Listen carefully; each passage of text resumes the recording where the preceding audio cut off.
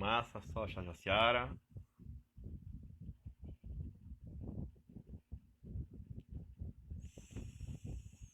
Socha, Jaci, Yara. Não entrou ainda.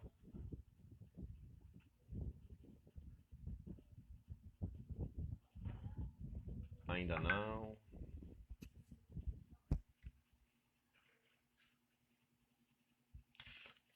Pronto, a senhora entrou. Vamos ver se esse fone aqui tá melhor. Aqui.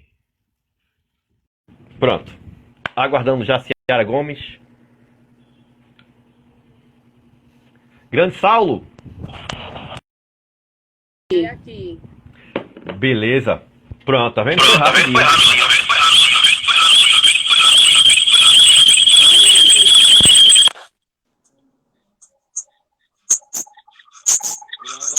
Cecília tá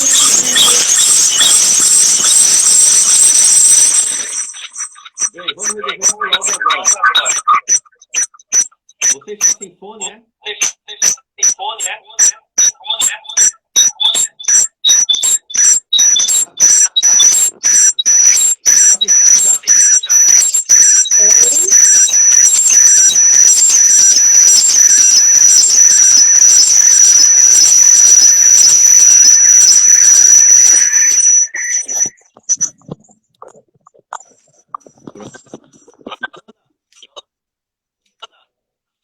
Melhorou agora?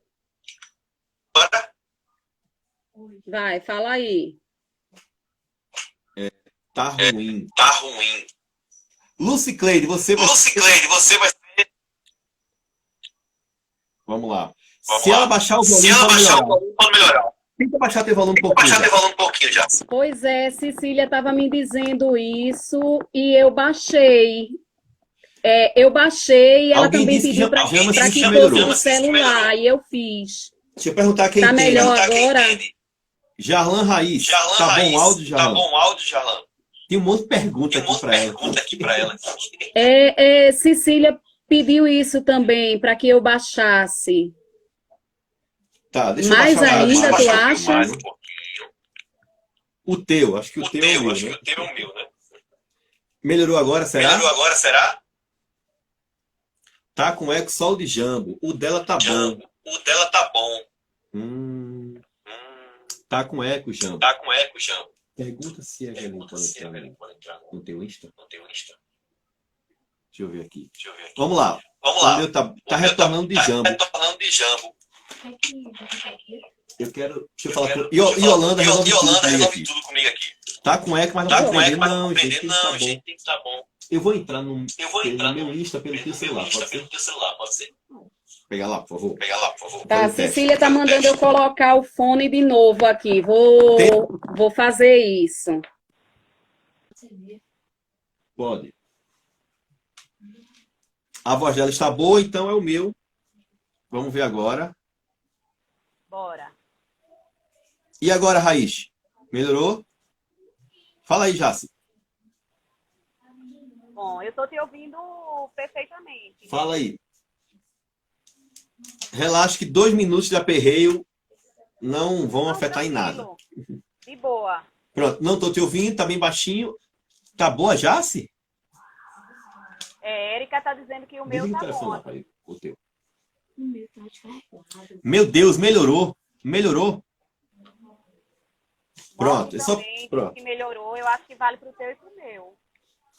Aqui melhorou sim, então pronto, vamos embora. Baixou o meu, vocês não estão ouvindo, é isso? Pronto.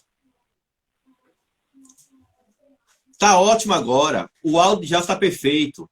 E o meu? Raiz, diga aí, posso... Os dois estão bons. Pronto. Ótimo. Valeu. Jaci, eu vou começar agora com a pergunta de lá. Tá certo? Beleza. Pronto. A mulher e o funk. Naquela pergunta tinha também essa coisa da avaliação negativa. Eu queria retomar isso, que eu disse que a gente poderia pensar essa coisa da mídia da presença dos meios de comunicação de modo muito mais amplo, né? Então, é curioso a gente apontar como um gênero sendo agressivo, sendo violento ou explorando excessivamente uma sexualidade, quando a gente foi, enquanto sociedade, forjado para ser isso mesmo. E quando eu digo dessa formação, eu estou querendo que a gente recupere os programas de TV aberta que nos foram ofertados. E aí a gente vai ter, nessa coisa da sexualidade, a gente pode recuperar a Gugu Liberato com a banheira, coisas dessa natureza, né? Não era só a banheira, mas do quanto ali era problemático do ponto de vista dessa exposição da mulher, dessa exploração da sexualidade ou hipersexualização, sobretudo feminina, gerando aí polêmicas de fato, tendo ou facilitando envolvimentos entre os participantes, e isso tendo consequências para as vidas dessas pessoas também. A gente pode lembrar o programa na Band de Luciano Huck, que Tiazinha, levantou, né? Ou explorou imagens como da tiazinha e da feiticeira. Tinha outras coisas nesse sentido, né? Então, isso foi muito incentivado. Do ponto de vista da violência, a nossa sociedade, e aí eu vou continuar nessa pegada com a mídia, tá? Eu acho que isso é forte, isso merece, de fato, muito destaque. E aí eu gostaria que a gente recuperasse, nessa perspectiva da construção de uma identidade violenta ou de como é que a gente chega a eleger uma criatura que defende o bandido bom é o bandido morto, a partir muito do fomento que esses meios de comunicação fizeram. E quando eu digo isso, eu estou querendo que a gente recupere os programas policiais, desde o Aqui Agora, que deixou aí famoso o Gil Gomes, e de todos os programas que vieram na esteira dele. Eu falei de alguns aqui em Pernambuco, ou de alguns de referência a alguns apresentadores aqui em Pernambuco. Mas no cenário nacional, a gente vai ter o Datena. Há uma reportagem do The Intercept que vai dar conta de que Datena está há mais de 3 décadas aí na televisão, distribuindo essas ideias, não é? De que o bandido bom é o bandido morto, de que tem que haver toda a severidade, toda a força da lei, mas muitas vezes, embora a lei estivesse aí pronunciada, não é da lei, porque o que se pedia era muito mais que a lei, quando pedia mudança do Código Penal para, inclusive, questões de pena de morte no país. Bom, a gente vai ter uma série de outros programas policiais, do ponto de vista da TV aberta, que vão fomentar, alimentar isso. A gente tem a imprensa, o jornal impresso, também fomentando ideias dessa natureza. E a gente, nesse sentido, pode recuperar o Notícias Populares de São Paulo, que vendeu, que divulgou muito questões dessa natureza. Questões dessa natureza são questões de violência, banalizando a violência, transformando vítimas em autores ou em culpados por sua morte. Tem um texto que eu trabalho desse jornal, que eu utilizo em sala de aula desse jornal, que é a respeito da morte ou do assassinato brutal de um homossexual. E o título dessa reportagem do Extinto Jornal de São Paulo, Notícias Populares, o título dessa reportagem é bicha é assassinada com um pontaço no peito.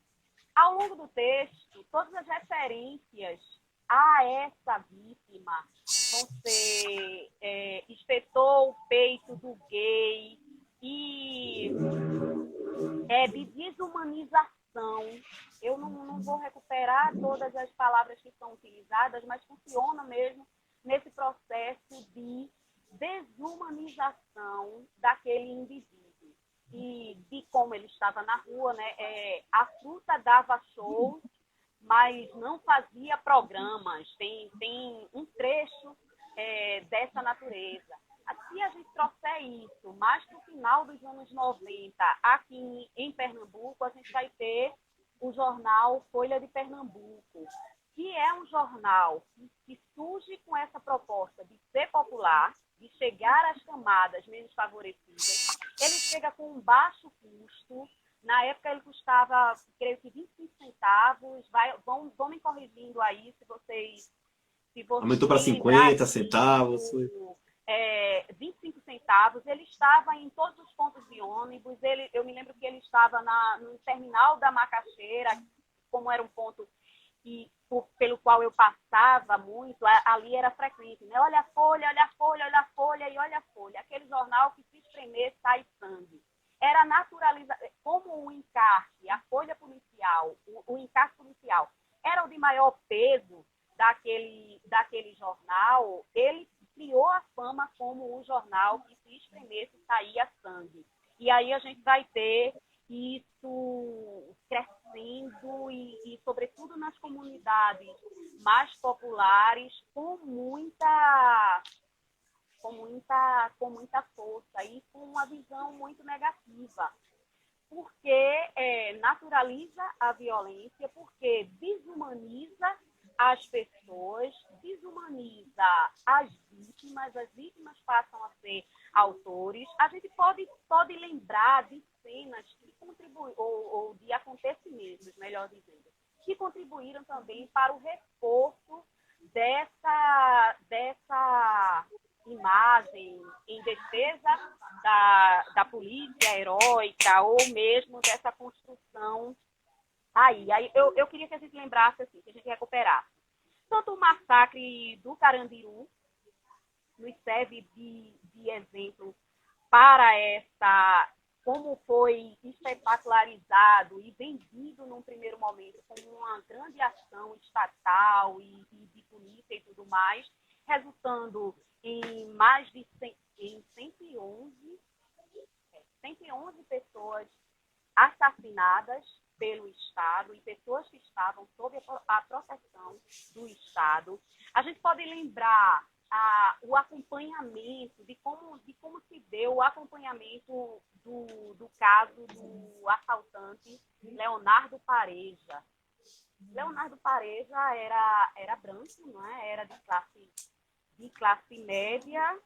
Vão me corrigindo aí se eu estiver enganada, mas eu lembro que entre os anos de 95, 96, esse rapaz, ele ocupou as páginas policiais e em 96, a perseguição, esse sujeito, ele ficou famoso quando após um assalto ele torna refém uma sobrinha do ACM da Bahia, não é?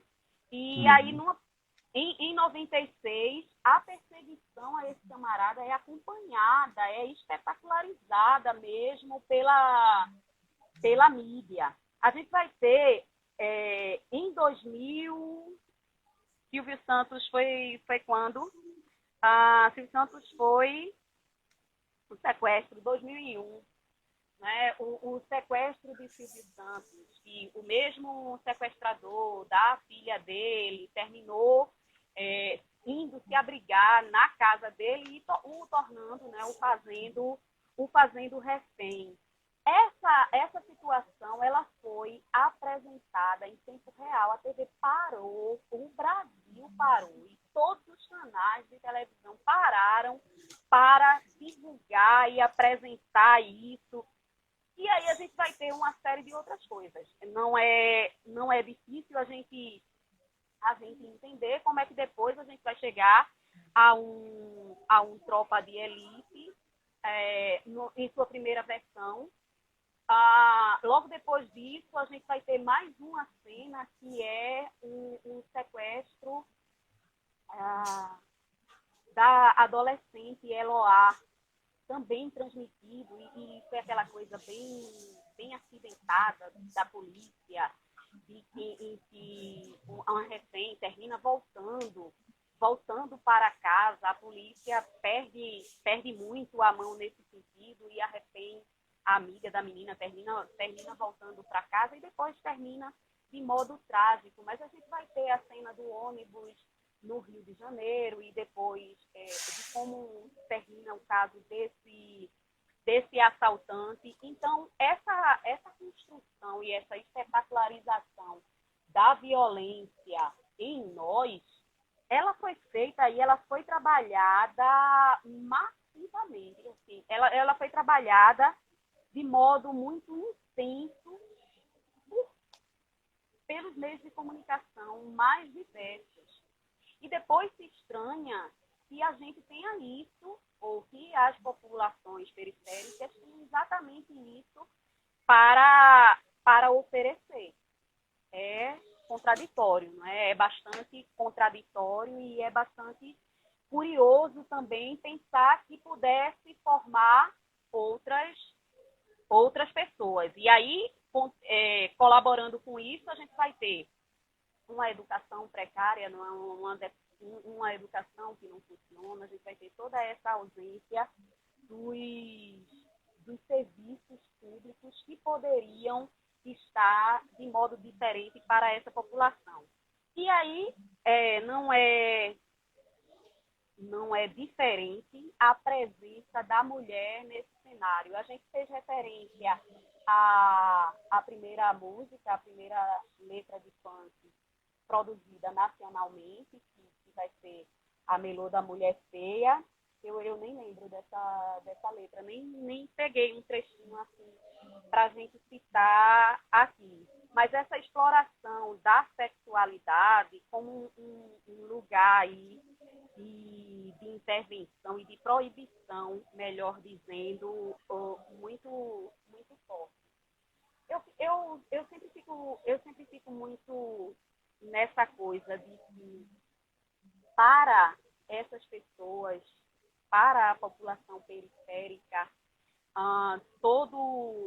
na ausência de todas as coisas, para os rapazes, por exemplo, parece que só resta o prazer sexual. Pelo menos para as suas, ali ele vai poder ostentar essa virilidade, construir a masculinidade, construir sua masculinidade a partir dessa coisa da virilidade.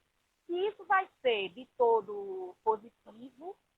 Evidentemente que não analiso assim. Há letras extremamente problemáticas, mas eu estava ouvindo nesse mesmo podcast. Esse podcast é do Mamilos, tá? Vou passar cerol na mão, alguma coisa assim, o título. E a Renata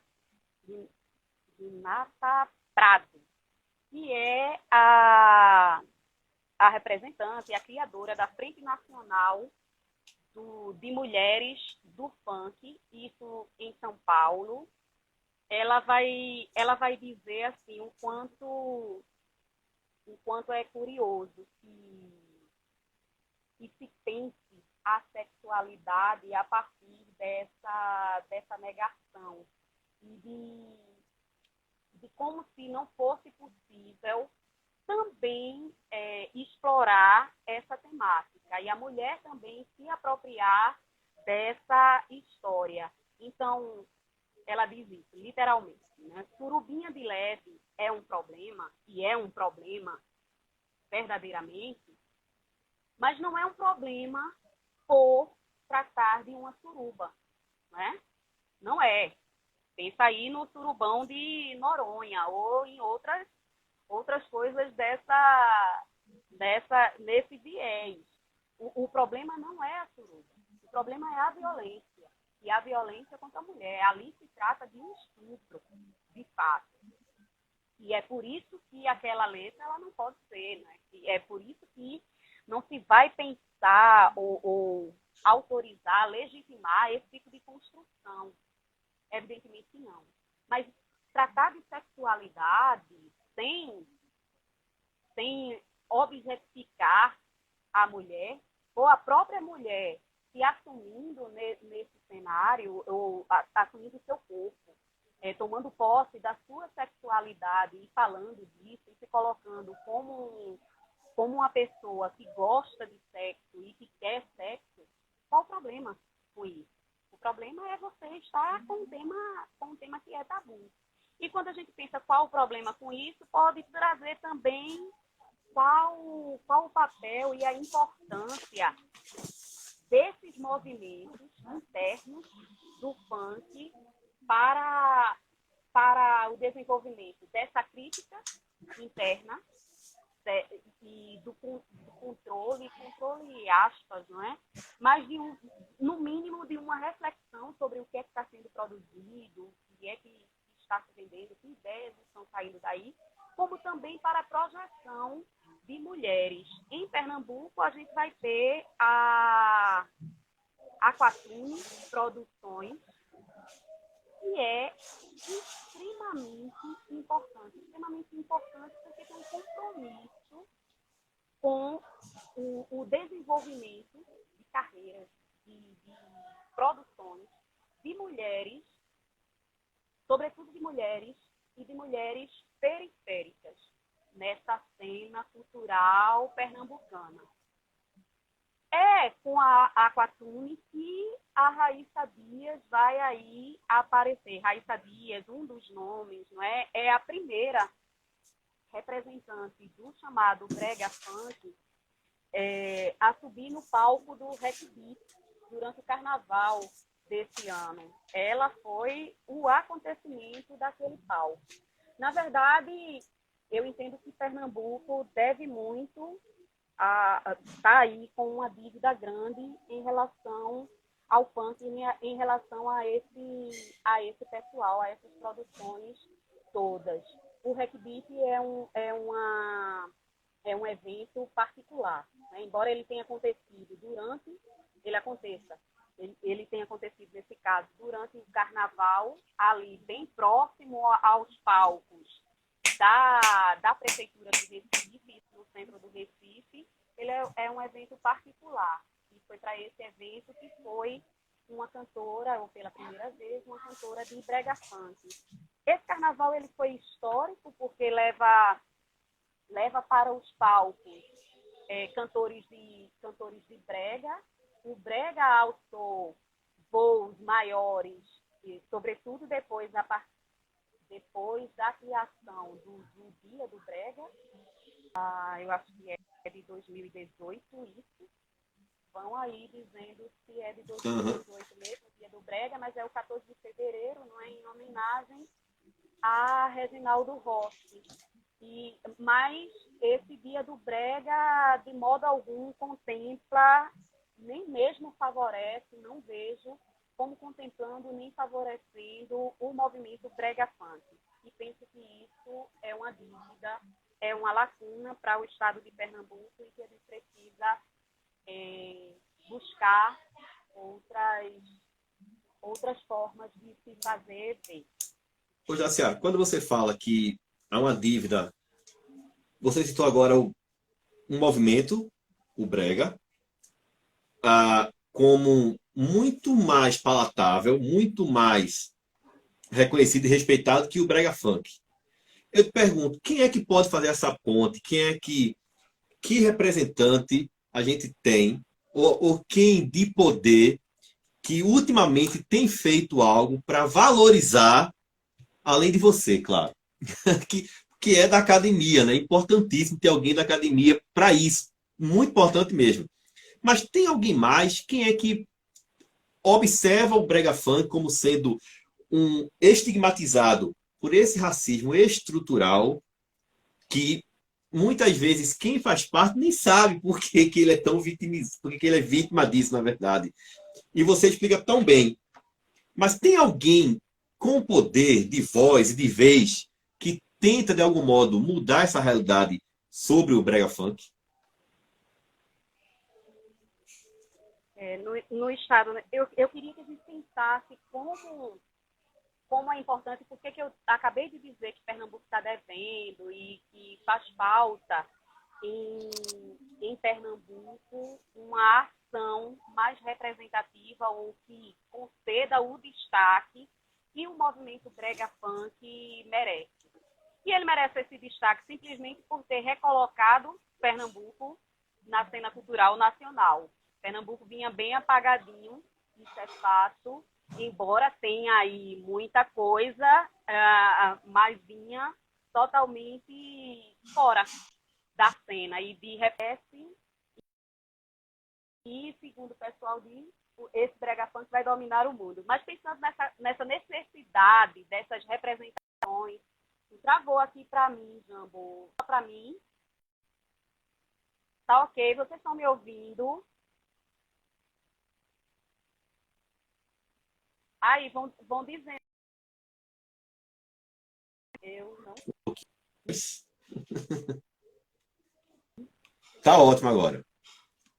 Foi. Tá ótimo, Pronto. pode ir. O que é que precisa? Se tem alguma representação que faça isso. A gente tem em São Paulo a Leci Brandão, a sambista Leci Brandão, e deputada,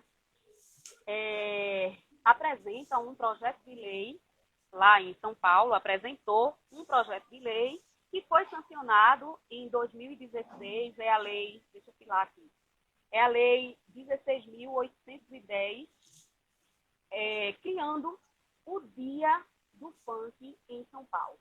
Esse 7 de julho, e aí numa homenagem, numa lembrança ao MC da Leste, que foi assassinado no palco. Então, veja, a gente tem essa representante do povo, mas é também uma representante de cultura periférica, periférica e preta, nós por nós, de quem é que vai trazer essa voz, quem é que vai fazer isso. No caso de São Paulo, a Leci Brandão foi a pessoa que fez isso. Mas Pernambuco não tem. A gente tem no Rio de Janeiro um projeto de lei, o último projeto apresentado pela Marielle Franco, um projeto de lei em defesa pela consolidação e pela valorização do funk nessa cena cultural periférica. Foi a Marielle com o Marcelo Freixo. Siciliano. Freixo deputado, né?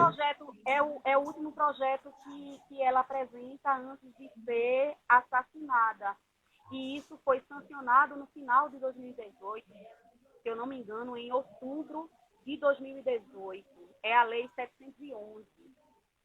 Lei 711 de 2018, que é a iniciativa que estabelece o funk como esse patrimônio cultural do Rio de Janeiro, e concede ao movimento diferentes ações, exige para o movimento, né, ou pelo menos no papel, diferentes ações para fortalecimento e desenvolvimento dessa prática cultural. Oi. Jaciara, você infelizmente não disse que em Pernambuco, eu queria que você dissesse, Pernambuco tem, mas não tem, né, ainda, ou Nordeste, né? Porque a gente tem o brega funk que rola em Alagoas, aqui na Paraíba, no Nordeste. Pernambuco é a capital do Nordeste no brega. Tô errado ou não, do brega funk? Não é por aí? Mas alguém comentou aqui, a Jaciara carrega nas costas essa bandeira sozinha, que pena. Jaciara, veja só, você jamais vai admitir que você é uma voz no deserto necessária e que tem muita coragem de levar adiante, mesmo sem outras representações. Tudo bem, fale. Eu vou terminar de falar. Pode Eu posso, discordar. não vai nessa, não. Não, não vai nessa. Eu acho que isso não pode, né? Ser desse, não pode e não é desse lugar. Embora também seja uma voz, a voz da academia, não é essa a voz. Então, eu estava tentando construir isso no cenário nacional. Mas, Sim, tá? Aí, São Paulo, Rio de Janeiro, a gente tem isso enquanto projetos de lei, não que isso vá garantir a valorização e o tratamento diferente para o movimento. Tanto que em São Paulo, veja que a lei é de 2016, mas no ano passado, o que é que acontece com a ação policial encerrando um baile em Paraisópolis? Deixa 9 pessoas mortas após a lei. Então, não é necessariamente isso, mas essas são ações importantes, urgentes, e também não é só a partir da lei. Onde é que eu vejo, e aí Pernambuco vai aparecer, ações também de fortalecimento e desenvolvimento e concedendo lugares diferenciados para o gênero. A gente vai ter isso se apresentando nas ligas de funk. O Bruno, em São Paulo, o Bruno Ramos é o representante, é o presidente da Liga de Funk de São Paulo. Então, faz um trabalho junto à comunidade, junto às comunidades, junto aos cantores, aos representantes dos movimentos todos. Na frente feminina, a gente vai ter a Renata Prado, como eu falei, da Frente Nacional de Mulheres do Funk. Então, e você vai ter as ligas do Rio de Janeiro também. E em Pernambuco, o que é que eu vejo? Na ausência dessa voz ou de ações parlamentares que garantam e que venham reconhecer o movimento enquanto práticas culturais legítimas, importantes e que devem ser defendidas. Já que essa voz não existe, eu desconheço. Se alguém conhecer, aí me atualiza. Na verdade, eu vejo que dentro dos próprios grupos, isso tem sido fortalecido. Isso tem fortalecido quando esses meninos estão ganhando. Cada vez, eu falei no masculino, mas não só, tá? Que eu já citei a Aquatune, por exemplo. Enquanto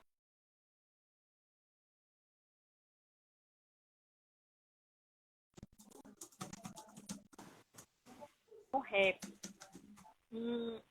Mas, falando dos meninos, penso que o processo de profissionalização, o fato deles se tornarem empresários, aí como a gente vai ter o MC Cego com a produtora Tudo Nosso, e empregando várias pessoas, e tendo aí, levando o nome de vários artistas, e consequentemente defendendo isso. Mas no documentário do próprio MC Cego, você tem um recorte dessa coisa do apagamento da sigla MC,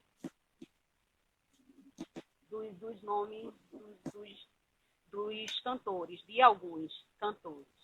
Além do MC Cego, a gente vai ter com grande força a produtora do Shevchenko, que é louco, que é a Tropa. Esses meninos se tornam, empresariam não apenas os artistas, como eles entram em outros mercados. A 24x48, que é a moda aí do Shevchenko e é louco, também crescendo. Tudo isso vai trazendo, primeiro, verba para que o movimento se mantenha, se fortaleça e, consequentemente, vai juntando essas pessoas em torno dos mesmos ideais, de uma mesma causa. Isso a gente vai ter também com o pessoal do passinho, que vai entender a necessidade de se articular de modo a defender o seu direito à cidade, né, a se recusar a ser retirado do Parque da Jaqueira, por exemplo. Essa parte da cidade também é minha, né? Zona Norte e nobre, muito nobre da capital pernambucana, que se incomoda em ver essas apresentações, em ter essas apresentações lá. Então, ele poderia pensar aqui para Garanhuns mesmo, em que parques já foram fechados para que os meninos não ocupassem, para que os grupos não ocupassem, não dançassem e tudo. Essas produções, essas organizações, esses grupos empresariais, deles por eles mesmos, né?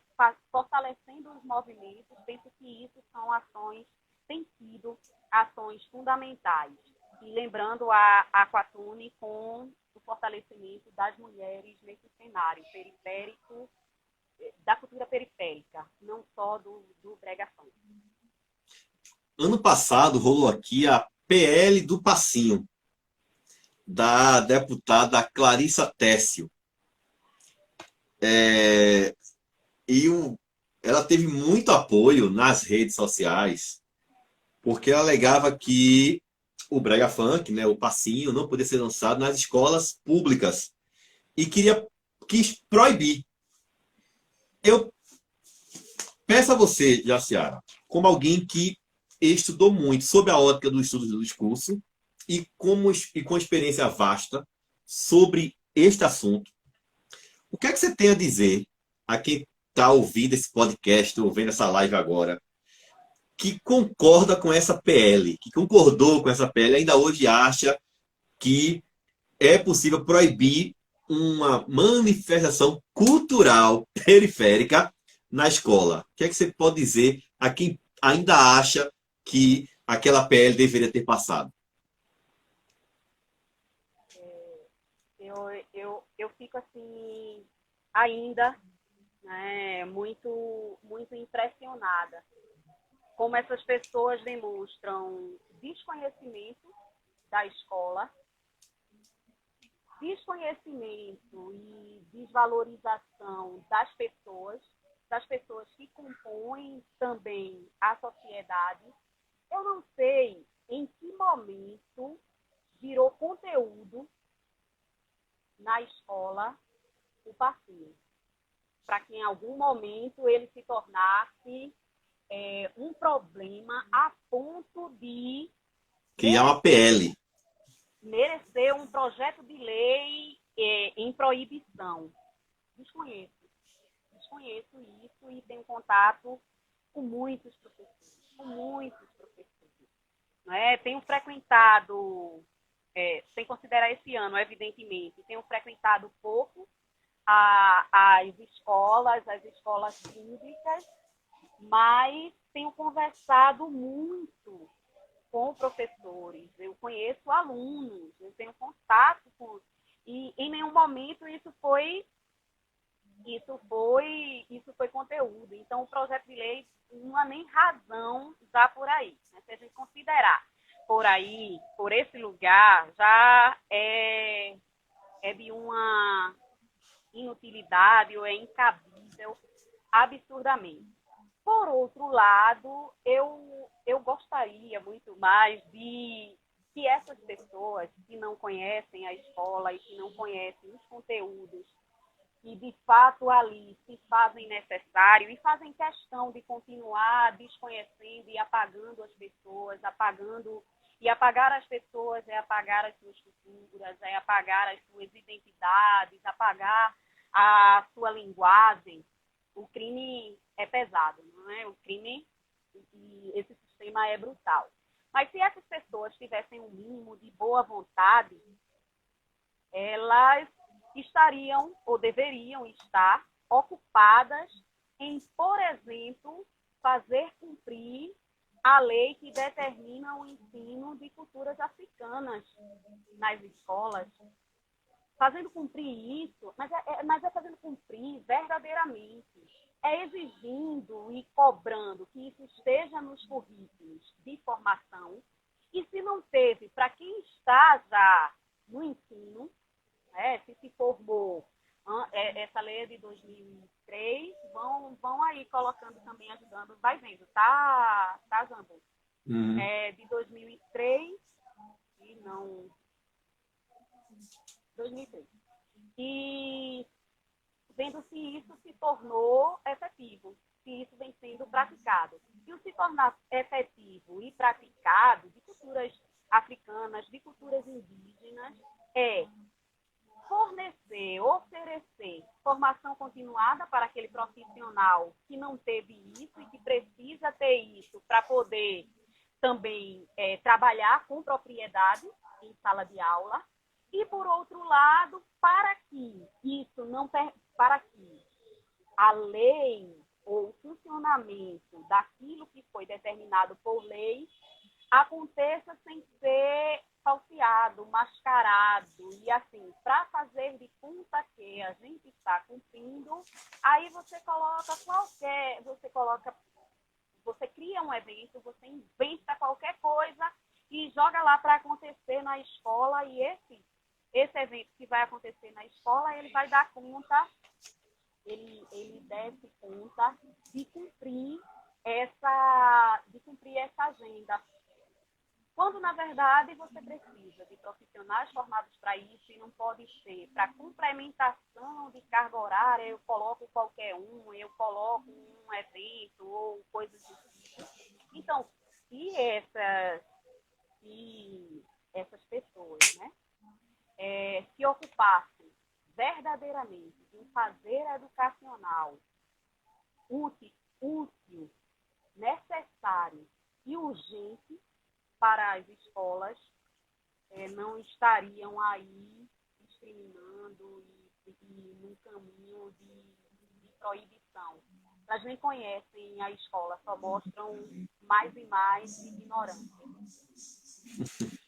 Rapaz, tem que aplaudir mesmo, porque enquanto professor, Jaciara, me incomoda muito essa hipocrisia de boa parte da sociedade que discrimina, ou que criminaliza mesmo, o brega funk e outras manifestações da periferia, porque são da periferia.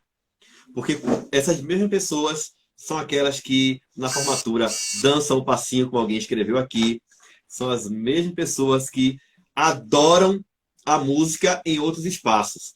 E não entendem o que você falou agora. Na escola precisa dar visibilidade a essa pessoa, dar voz ao que é cultural, né? Ao que é vida daquilo ali, daquela pessoa, daquela região, porque é impossível uma escola não ter alunos que... Aqui, eu vou citar Pernambuco como exemplo. Vou citar Alagoas também, porque trabalho em Alagoas. Que não adorem o brega funk. Mas é tabu falar sobre isso. É tabu até dizer que gosta.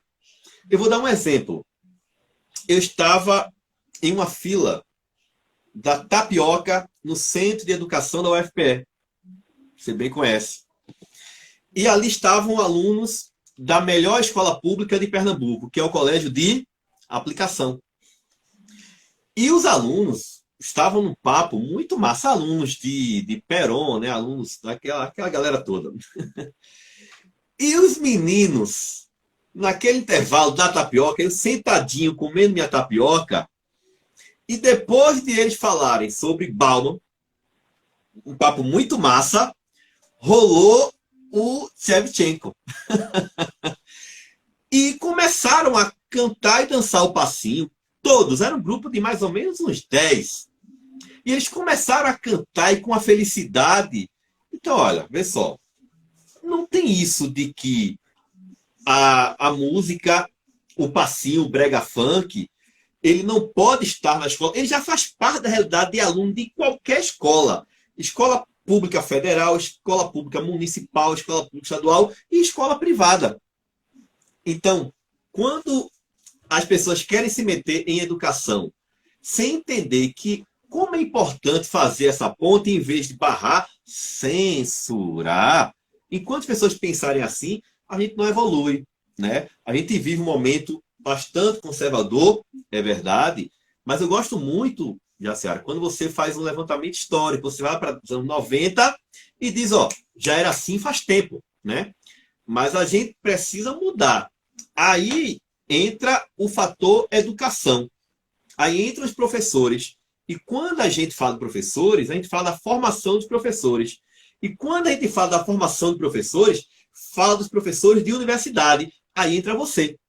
Então, quando você diz que não é por aí, eu não carrego bandeira, eu não sou essa pessoa, aí eu tenho que discordar de você.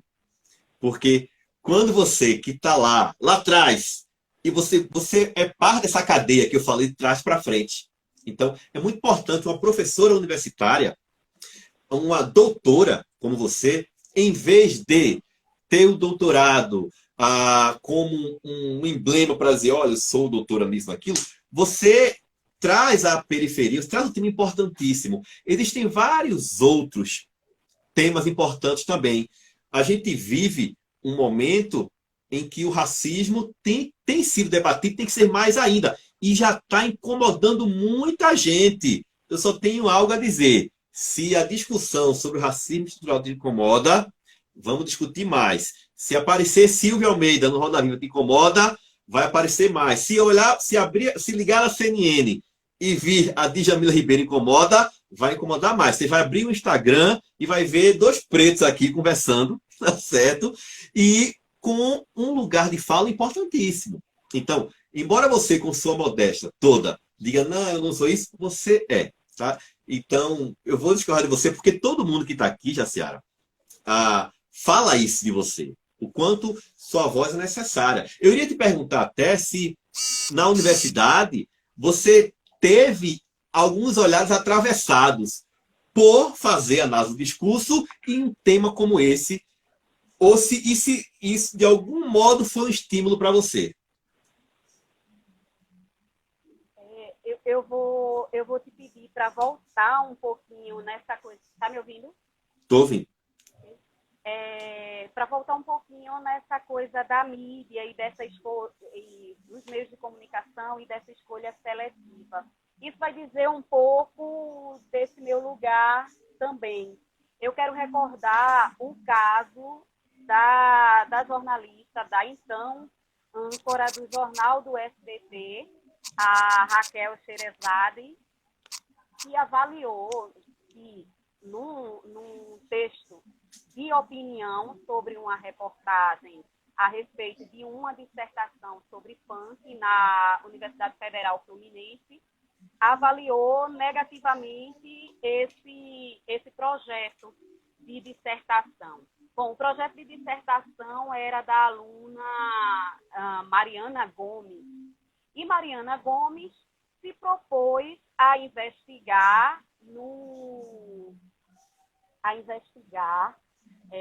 sob o título My Pussy é o Poder, o empoderamento feminino, o feminismo, a sexualidade presente nisso. Ou pelo menos foi essa a ideia que a reportagem, na época, vendeu. Tem um repórter que vai à rua entrevistar as pessoas, entrevista uma única pessoa e diz: você sabia que a universidade está estudando isso, que isso é tema para a universidade? E aí diz o título, e diz que é estudo do funk, é estudar Valesca Popozuda.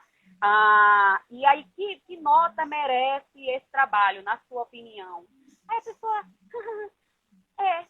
zero.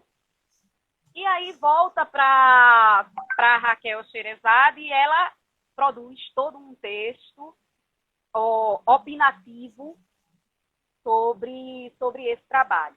Nesse texto, ela vai destilar todo o conservadorismo dela e todo também o quão estreita é sua visão a respeito da universidade, do trabalho, do feminismo e do que poderia ser estudado nesse espaço acadêmico universitário. Vai citar, inclusive, que esse tipo de tema entra na universidade, muito provavelmente, e o provavelmente não está no texto dela, né? Mas que entra na universidade a partir da abertura da universidade, de políticas públicas que levem para esse espaço esse tipo de produção. Bom, e aí a gente tem que, na avaliação dela, a universidade não é para todas as pessoas, é para pessoas específicas e é para temas específicos. Ela mostra tanto desconhecimento porque essas temáticas já estavam na universidade antes, se eu pensar, se a gente recordar, que o antropólogo Hermano Viana estudou isso no início dos anos 80, no curso de antropologia. A grande questão é que essas temáticas eram estudadas por pessoas brancas. Normalmente, isso estava sendo tratado por... temáticas dessa natureza estavam sendo tratadas por outras vozes. Bom, e aí eu, nesse processo, como é que isso chega à universidade e dessa minha formação? Na verdade, eu tinha muito interesse em estudar isso a partir do momento que me deparei com meus alunos sendo produtores disso, meus alunos de escola pública, do Padre Machado, em Casa Amarela, sendo produtores disso e, de repente, não querendo ou se expressar em sala, e se expressar oralmente, ou fugindo das produções textuais escritas, mas eram produtores de funk. E aí, como é que pode isso? Como é que a gente entende? Claro que eu busquei desenvolver projetos que trouxessem esses alunos para a minha aula, para aquilo que eu estava querendo trabalhar, e ao mesmo tempo me apaixonei, me encantei por esse mundo deles e disse, na época eu estava fazendo mestrado, e estava trabalhando com construção de identidade de mulheres vítimas de violência. Mas já fiquei louca e dizendo, eu preciso estudar essa temática, eu vou fazer isso, e foi o que de fato eu fiz. Quando eu fiz a seleção, o meu projeto, ele foi já assim olhado positivamente, porque tinha na seleção a professora Gilda Lins, que era uma professora que trabalhava com questões de direitos humanos. Então, o olhar, a avaliação, naquele momento seletivo, ela já foi outra. Já foi outra, né? De repente, se essa mulher é aprovada, isso me interessa. Isso é o tipo de discussão que me interessa. No meio desse percurso, a professora Gilda, lamentavelmente, vem a falecer. E aí eu tenho um encontro ou um reencontro com a professora Virginia Leal, que também é uma pessoa voltada a discussões de direitos humanos, é uma pessoa da análise do discurso. Então, nesse processo de orientação, de ter a aceitação para essa temática, eu não tive rejeição. Nas discussões, você percebia uma coisa, outra, eu digo nas discussões de sala de aula, né? Um comentário, outro, coisas assim, ou mesmo na bancas de qualificação, eu peguei aquele regimento novo, que era quase 5 qualificações, qualificava 2 ensaios, qualificava projeto, qualificava a tese em andamento, então tinha todo esse processo. Em alguns momentos desses, eu encontrei pessoas que, quando chegaram, que viram a figura que estudava essa temática e diziam assim, e eu muito tímida, aí diziam, eu pensei, eu fiz uma imagem tão outra de alguém que estava estudando essa temática. Então tinha a coisa da expectativa, do estereótipo também criado com quem pudesse estudar isso.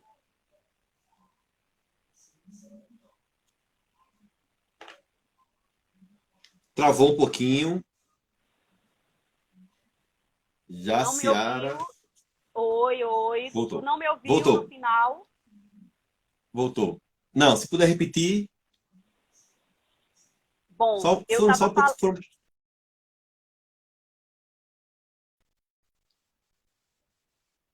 Eu vou aproveitar o seguinte. Que no meu ingresso na universidade com esse tema, do ponto de vista de ter orientador, eu não tive problemas, porque as pessoas estavam envolvidas, as professoras que eu encontrei nesse percurso, estavam envolvidas com discussões de direitos humanos. Então, tinha um outro olhar para essas discussões. E é importante você falar isso, porque também desmistifica e desmitifica que a universidade não tem espaço para isso, né? Tem. Você citou a professora Gilda Lins. Eu fui orientando a professora Gilda no mestrado. A pessoa maravilhosa. Ela faleceu no meio do meu mestrado. Foi quando encontrei o professor Xavier. E estou com ele até hoje. Que também foi seu orientador, não foi? Então tivemos os mesmos orientadores. Pessoas maravilhosas. Mas a universidade tem espaço para isso. É importante também, porque a universidade não cabe. Cabe. É importante que as pessoas tenham a audácia que você teve de desenvolver um tema tão necessário e ir adiante. Porque é claro que se ninguém desbravou ainda, é mais um motivo para você caminhar. Isso é fato, né? Alguém comentou aqui que leu sua tese e hoje faz um mestrado sobre esse tema. Dá um prazer, né, Jaci, ouvir isso, né? Não dá? Mas bem. Olha, vê só. A gente está com 58 minutos. É impressionante como essa conversa de pé de jambo, ela parece que é uma conversa debaixo do pé de jambo mesmo, sabe? E é o seguinte, a gente está se caminhando para o final, realmente. Só tem mais 2 perguntas para você. Eu vou salvar esse vídeo. O terceiro vídeo não vai para podcast, tá certo?